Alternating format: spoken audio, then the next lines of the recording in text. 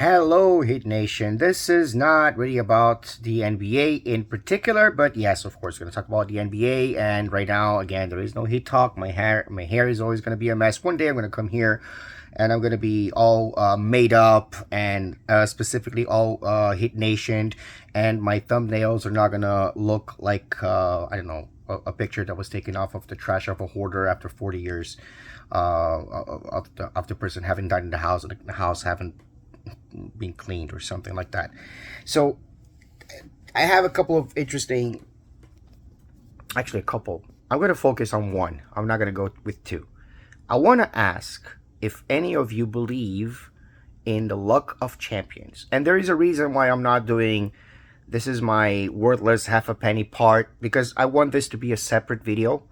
We're not really talking about my opinions right now so much. Well, you know what? My worthless half a penny part 10, luck of champions. Normally, again, I come from a soccer background.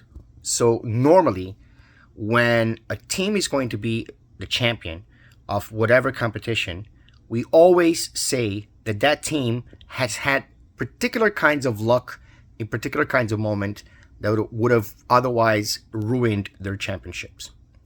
And what do I mean by that?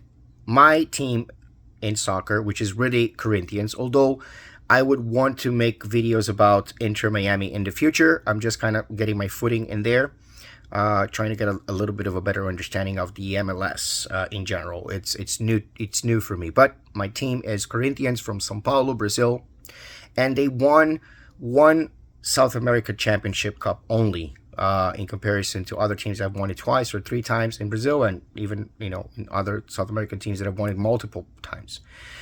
The time that we won it, there was one particular instance that I could refer back to, but there were several. But there was one particular instance that it was a complete miracle. It was less than a half a millimeter of a finger of the goalkeeper. Otherwise, we would have been eliminated, and we wouldn't have made it to the finals. Actually, we wouldn't have made it to the semifinals at that point. And we did. We made it to the semifinals. We had a couple moments there too, but it wasn't as hard a game as we imagined. And then we made it to the finals. And again, a couple of lucky strikes, but a lot of ability. The luck comes from that half a millimeter of a goal guarded by a goalkeeper that is a giant and just apart the Corinthians after, I think, 13 years.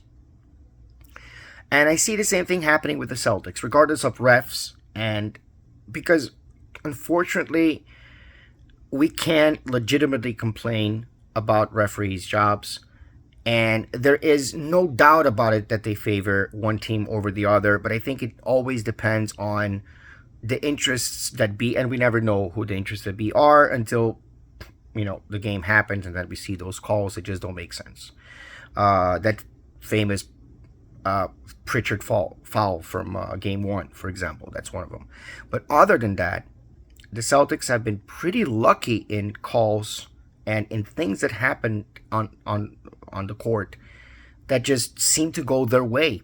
Not only the shots falling when it's not just skill and ability. It takes a lot for any shot to fall when you're well guarded, and it takes a lot for 3 points to fall, and the average percentage of a good shooter, it would be close to 50%.